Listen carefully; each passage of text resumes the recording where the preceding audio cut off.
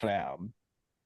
All right, well, brothers, well, welcome to our standard pillar call. This week is Brotherhood, and I got a topic that is probably going to help every single one of you move your lives forward in a very positive manner. I spent a lot of time on really building this one. I think it's really going to help a lot of guys tonight. So, um, the whole theme of tonight's call, guys, is what I like to call it's just forgiveness, and it's forgiving yourself for past mistakes. It's forgiving others in your life that may have wronged you or you have wronged them. And I think a lot of men are carrying weight that they just don't even realize anymore. Resentment and anger, bitterness, shame, pain from your childhood, pain from relationships, pain from failure. I think a big one that we all kind of just is pain from our parents' mistakes, as when we were children. And after enough years, it just becomes part of your identity. And you start thinking, this is just who I am. But I realized something over the last few years and forgiveness really changed my life. Like, I think this is the biggest thing that really started my personal growth journey and really getting myself out of my funk. Right after my dad died, was just starting to forgive and let go of a lot of things in my life. Not because the people who hurt me suddenly deserved it, and not because the pain magically disappeared. And it's not because everything became okay overnight, but because I got tired of just carrying all the resentment and the anger. So, our first reflection for tonight, guys, is what weight have you been carrying for so long that it just feels normal? So, what weight have you been carrying for so long that it just feels normal now?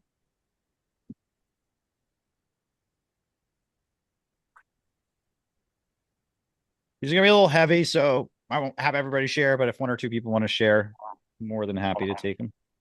I would say I have no problem sharing, Aaron. I talked to you about this morning. It's my parents are divorced, and I'm the old. Well, it's like me and my brother are both from my mom and my dad, so I'm the oldest, so I'm like constantly the line of communication, and that actually kind of stopped recently, but it's still like I think it's always going to be kind of an issue that I have to deal with. Yep, dealing with step parents is never a fun thing sometimes. Not even that. I mean, I agree, but it's more about like dealing with like their relationship where like there are times where my mom doesn't want to talk to my dad or my dad doesn't want to talk to my mom, so they're like, "Go tell them this for me." And I'm like, Yeah, you're put in the middle. "Grow the fuck up." Like, how about that? Yep. I had to deal with And that you for don't want to tell your parents that obviously, so you get to the point where you do though. think Thinks as you get older that starts you start getting less filters and stuff like that. But awesome. Thank you so much for sharing, James. Anybody else wants to share, obviously more than welcome to, but for years I carried just this resentment about my parents. And Jeff, your mom even said this at some point, like you were just dealt the shittiest hand ever. And I always saw my cousin, my cousin Ian, and he's like a brother to me, but like they my dad's situation and my uncle's situation were like completely opposite ends of the spectrum. My uncle was a super successful, wealthy guy, properties, all this stuff. And I just saw my cousin like reap the benefits of all of that. His parents had stayed married until his dad passed away a couple months after my dad. And then my dad lived paycheck to paycheck his entire life, just let people walk all over him. They were just they were born on the same exact day, except they had completely different views of the world and just how they went about doing it. And I blamed a lot of my parents, especially my mom, for a lot of the crap that I was going through, for a lot of my, especially my young adulthood. Meanwhile, I felt like my parents left me with chaos, pain, instability, a lot of emotional damage.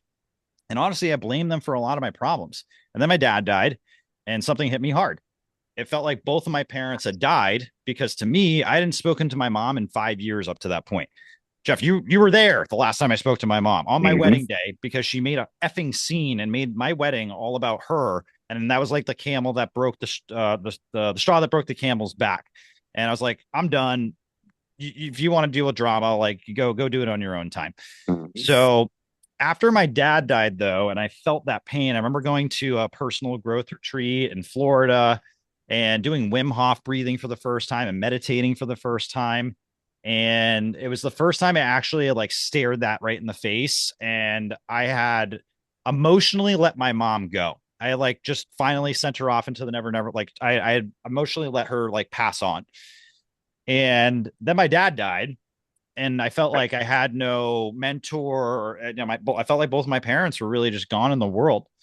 And then I remember having this, and I finally extended my mom an olive branch because I remember vehemently telling her not to come to my dad's funeral because they never got along and all that type of stuff. And I eventually heard her story after it, and I kind of felt like a jackass about it. But it is what it is in the moment.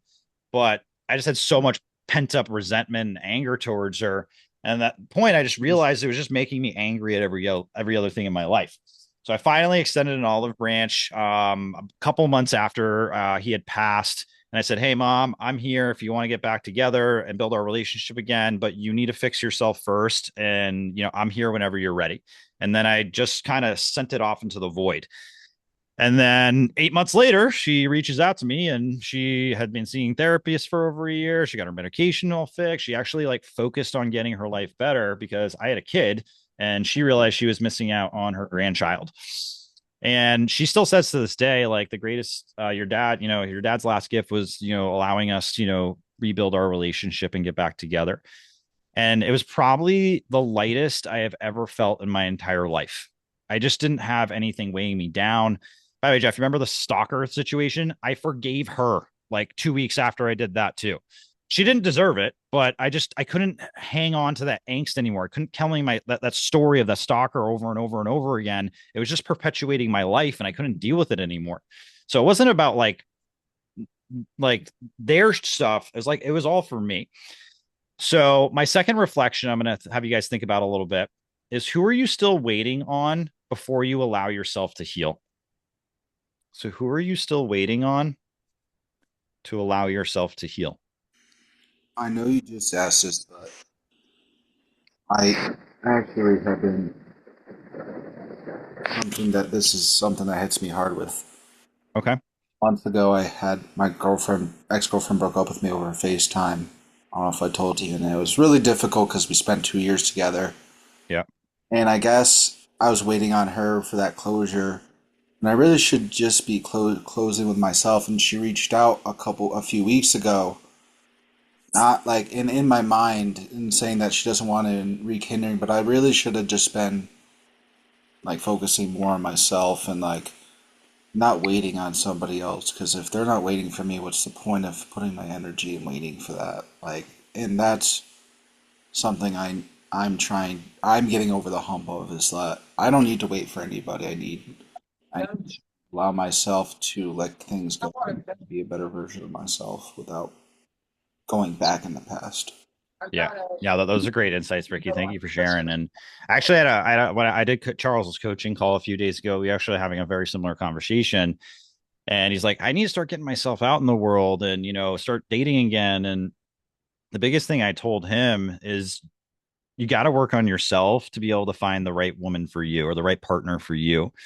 Because if you're not right, you are going to attract in your world whoever that you are in that moment. That James, why I tell you, like when you're on interviews, like whoever you are in that moment is the people that you're going to attract. So if you're pissed off at the world, you're just going to attract people that are pissed off at the world. And I finally figured it out with all my ex girlfriends were exactly like my mom. I constantly fought with them to no end. Like I remember my girlfriend before June, and I literally would call Kyle every night and be like, Kyle, how do I handle this like bullshit thing she's arguing with me about? Like I just couldn't deal with it anymore. And then she said, I hope your plane crashes to Prague. And that pretty much ended that relationship pretty promptly. Um, but I remember telling Charles something during that after that flight to Europe. I remember sitting down. It's like, I cannot keep having girlfriends like this. And the cycle needs to stop. I needed to get myself right and get better there. And then one thing I did is I wrote down everything I wanted in my future partner, like their habits, their how they respond to things, their hobbies, like how they care for people. Like I was just being as descriptive as possible. Because when you do that, I've taught you guys this before, but it activates what you call your RAS or your reticular activating system. It's essentially the filter in your brain. So, Ricky, to give you an example of this, when you buy like a Honda Civic, you suddenly see a million other Honda Civics. They were already there, your brain was just filtering them all out, but now you have it because it's like recency bias. You're focused on it now. So when you write down those characteristics, you start focusing on finding those characteristics versus all the negative crap that you tend to like sift through out on a day-to-day basis. So that kind of helped a little bit. Those of you guys looking for relationships and stuff like that. So one thing I want you guys to jot down: forgiveness is not a weakness. And I think a lot of men confuse forgiveness with weakness. They think if I let this go, they win. That was me for so damn long. I'm the most stubborn person ever. And I see it in my daughter way too much. But forgiveness isn't surrender, it's freedom. And some of the strongest men I know are emotionally exhausted because they've been replaying the same pain for 10 or 20 years. Most people are too busy fighting their own battles. I really want you guys to listen to this. Most people are too busy fighting their own battles to spend nearly as much time thinking about you as you think they are. But we build these prisons in our mind. We replay conversations. We carry out old anger, obsess over judgment. We keep score against the world. And it's just freaking exhausting. So my next reflection for you guys is how much of your stress actually comes from the story that you keep replaying over and over in your head. So how much of your stress actually comes from the story that you keep replaying over and over in your head? You can't think of specific examples. Think about the last time you complained about something. And what was it about? Probably linked to something. I feel like the way you phrased it, like it shouldn't be like all of it, but I feel like almost all my stress comes from this That's usually what most stress point. is. Oh, okay. It's either that or trying to like do too much while you're doing one thing at a time. You're like trying to think of the future too much while you're doing something. Like you. Surprised I also suffer with. I'm LinkedIn messaging, but I'm also trying to do this. That's usually there are two of the biggest causes of stress is thinking about past mistakes and regret and the things that people did to us and trying to do too many things at one time. Anybody else want to share? I just think I'd like to chime in just real quickly because there's something that I've been telling people for over a decade now that applies to both facets, relationships and just in general like life and your goals and the things that you want to achieve. The mentality that you're half a person and when that other half is filled, you'll have attained something is so wrong.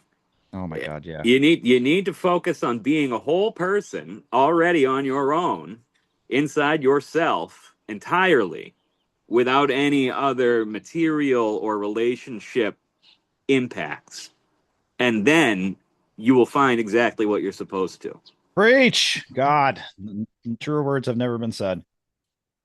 You can't be you can't be right and expect to find these amazing people. It reminds me of, I'm sure you guys have seen those like those reels from the whatever podcast or something. And like I see all these like OnlyFans models and stuff, and they're like, yeah, the minimum a man needs to make to meet date them is $1 million, and they need to do this and that and have a house and blah blah blah blah blah and be a 6'2" and da da da da da. What value do you offer to the goddamn world that you expect you get a higher value person than what you're trying to be? You cannot be with a higher value person if you don't think you're a higher value person too, or are doing the things to make you a higher value person. You got to be comfortable with your own self to allow you to find those people in your life that you do want to eventually have. Just accept your whole value that you already have. Yeah. Yeah. You said it in great words there, Jeff. Yeah. And I know none of you guys are fathers quite yet, but becoming a father changes you. And I know that's cliche saying that, but forgiveness changed how I parent too. Ada is basically a copy of me. She is literally a 3-year-old female version of me. And honestly, sometimes the things she does that frustrate me the most are really just my own insecurities reflected back at me. That realization humbled me so much because sometimes the things we hate most in other people are unresolved parts of ourselves staring back at us.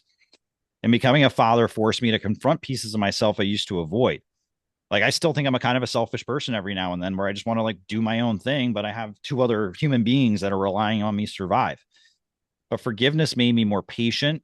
It made me more grounded and more empathetic. I'm not perfect. Again, I'm just lighter.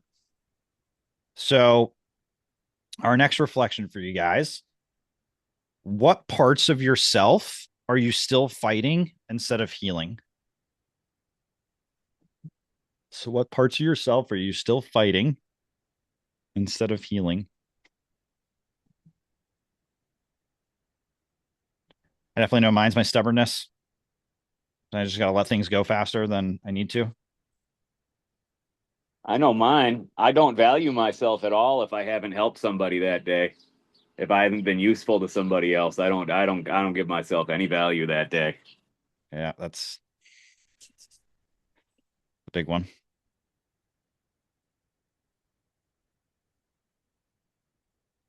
Okay. And if you guys want to share, feel free to just come off mute and share. But and I think this one's gonna hit some of you guys a lot. I'm fighting the Go ahead, most. Ricky. The thing I'm fighting the most when I'm not concerned so much is not putting up a mirror for anybody. Like being a more toned person of who I was in 2018. Obviously, I didn't have as much as a filter as I do now. Yeah, But that's most 18-year-olds. yeah, being my true self around somebody, not having to put up a mirror to please them. Because if they're a person that we can't settle on things, and I need to change myself forward for that person, and they're not the right person. I'm not saying I need to. I think I got most of that, Ricky. You're getting a lot of static right now. Oh yeah, and that'll tell me if they're the right person or not. It's just if I need to change myself for that person. Yeah, you should never have to change yourself for another person. That's why you have to love you and be able to be comfortable in your own skin to be able to find your right partner. Because if you don't, you're always going to put your insecurities onto them and try to change them. So you have to be whole in yourself. This is why I started this group, guys. I wanted men to come and share and get things off their chest and grow. And again, we need to set a new standard for how men and just live their lives. Like, because what's been going on for decades is it just isn't working anymore. And we need to. And I actually was listening to a podcast, Armchair Experts, a great one if you guys want looking for a good podcast. But Dax was used to be an alcoholic. If you guys know who he is, he's Kristen Bell's husband. But he talked about one of the reasons why I love being an alcoholic. It was one of the only times that I could actually have deep conversations with men. How many times you guys have been drinking before and you finally said that you loved one of your best friends or one of your boys? Like, I think I do it every time I drink. So it lowers that guard and the inhibition to actually not give a fuck and actually show your true feelings for the people that you actually care around you. And as you guys get older and you start building better, more real relationships, you'll start be able to do that a lot more without drinking. But that's like one of the few places that, guys can actually get that or AA, where they can actually just share their feelings or like a platform like this again, which is why I started this for us. And I think the biggest thing that many of you need to do, I mean, I'm not telling you what to do, but like, I think the biggest thing that hurts a lot of people is you need to forgive yourself. And I actually think forgiving yourself is harder than forgiving others, but they're connected because when you carry resentment towards everybody else, you usually carry resentment towards yourself too. And eventually I had to stop blaming my parents for the man I was becoming and the stalker, like creating the life situation that created it for me. At some point, healing became my responsibility because your parents can do all this to your child. They raised you, they can make mistakes, they screw up, but at some point the buck has got to be due. And you just can't keep blaming past relationships and past, events on your future self. And I had to start working on that kind of stuff to really be able to move forward with it. And again, this is a lot of the forgiveness part. So that was really hard to accept for me, but it was freeing too, because victim mindset keeps you emotionally frozen at the age that you were hurt. And I realized I didn't want to stay there anymore. And probably the biggest thing that helped me do this is I did a hypnotism session. Um, and this guy walked me and did this thing called inner child work. And I'll describe it a little bit for you guys, but it was one of the most powerful things I've ever done. I've done these exercises with people like Charles and Nick, and it changes people. If you guys ever want to do this, it takes like 30 minutes or so. I can definitely, sit down with you guys and do this one on one. But because a lot of us are still carrying wounded versions of ourselves from years ago, the insecure kid, the rejected kid, the angry kid, the lonely kid, the kid that just wanted love, safety, and approval. And until you forgive that version of yourself, you keep pushing yourself as an adult, punishing yourself as an adult. Sorry. And I had to finally tell that younger version of me, you were dealt a tough hand, but it became your superpower. It's why I'm empathetic. It's why I have grit and spades. It's why I keep getting back up when life just punches me in the mouth. That pain didn't just damage me, it built me too. So I really want you guys to spend a couple minutes on this one. But if you met the younger version of yourself today, would you judge him or would you love him? And what would you say to him?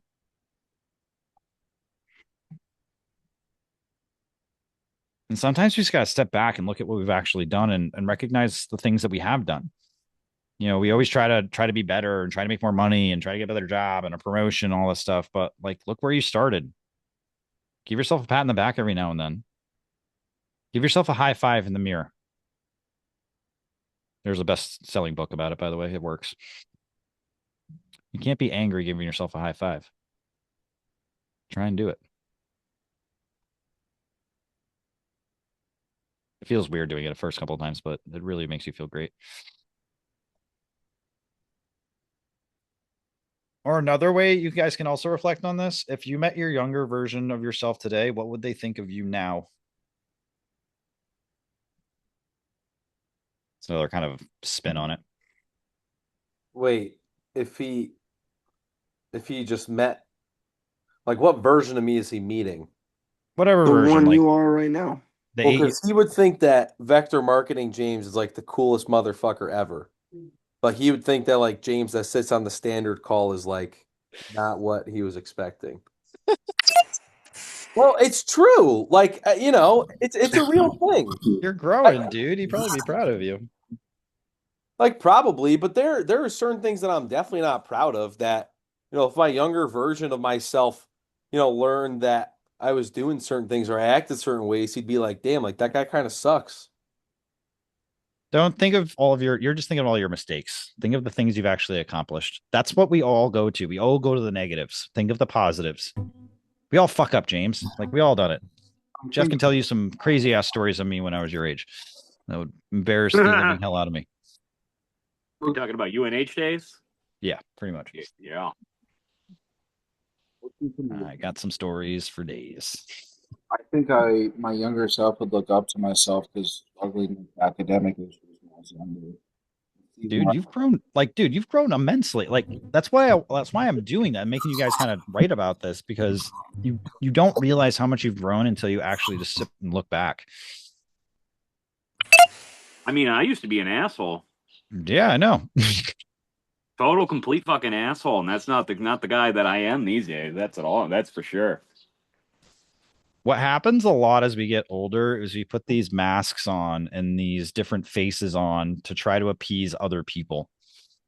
One thing you guys are going to realize is that, again, people are selfish and they don't care about your shit. They are dealing with their own shit. Well, once you stop caring what other people think, your life becomes exponentially better. You stop stressing about everybody else's opinion. Who the fuck cares, frankly? And that's the biggest breakthrough I had. It took me until I was like 31 to figure this out. And I'm glad that, I've got some 18, 19, 20 year olds on here. It's people in the mid 20s. You guys can learn from these dumb mistakes that we made and move your life in a much better direction. So peace feels light now. I don't spend my life worrying what everyone thinks of me anymore. I know who I am. And when you know who you are, you stop needing constant validation from the world. Forgiveness doesn't change my past, it changed the weight I carried into my future. And I genuinely believe some of the heaviest things men carry are invisible: resentment, shame, pain, bitterness, and regret. But forgiveness is strong enough to finally put them down. So I would say one thing, like a little task I could give you guys this week is be kind to yourself. And what I mean by that, James, I kind of helped you reframe your mindset. I think it was yesterday or this morning, where you said, I suck at this. Or That's like I not fuck me. or you fucked up. Like I fucked this up. Like I'm an idiot. That ain't me, Chief. Do exactly what James said. That ain't me. It's not me. So like when I miss a putt as an example, I'm like, fucking idiot. That's not me. Instead of saying you're an idiot. Again, I don't know if you guys have ever heard this quote. It's by Bruce Lee. Words are magic, so be careful what you say. That's why they call it spelling. The words you put into the universe are going to naturally affect you. It's another way is like the power of the positive mindset, the secret, all that. It's kind of the same type of stuff. But whatever thoughts and stuff you put into the universe is generally what you're going to get reciprocated back. If you're constantly thinking about negative, negative, negative, negative, you're just going to see more negative. That's what all of 21, 22, and 23 was my entire life. I was just thinking about all the crap going on, the world breaking down, my business imploding. So I couldn't see a way out. I couldn't think of issues to fix things. I was just like stuck in this negativity ostrich hole where my head was in the sand. And when I finally pulled my head out of my ass is when I started focusing on all the things that could go right. So be kind to yourself this week, guys. Be kind to others. Maybe this might be a little too hard to do right now. Again, you guys have to get to this place in your life, but who's that one person in your life that if you just forgived, this boulder would be taken off your back? And maybe you might be able to do it right the first time. Maybe you may able to voice it out to them right now, but write it down on a piece of paper, write them a letter and burn it. And they don't have to see it. But even just writing it down will be very cleansing and just get a lot of what I found with resentment, guys, that there's just so much toxicity in your body when you have it going on that's the only thing you can really think about anymore. So I hope this helped some of you guys today. I'm definitely going to be posting this recording because I think this can help a lot of people. So, share this with a buddy. We're going to be doing a mindset next week. If anybody's got a topic they'd like to really dig into, let me know. I'd be more than happy to do some research and dig into that. But I'll come up with something good if you guys don't have anything you really want to dig into yet. But that is it for our call this evening, boys. Let me end the recording.